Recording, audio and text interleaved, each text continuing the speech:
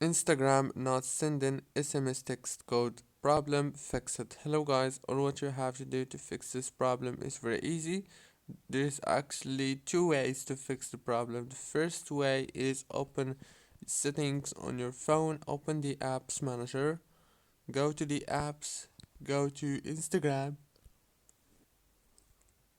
click on the notifications, make sure that all the notifications are enabled like this, especially the badges notifications.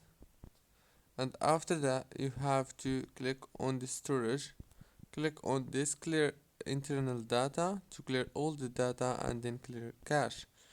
That's the first way. The second way is you have to just restart your phone or turn it off and on again. That's it guys, don't forget to like, subscribe. Thank you for watching this tutorial.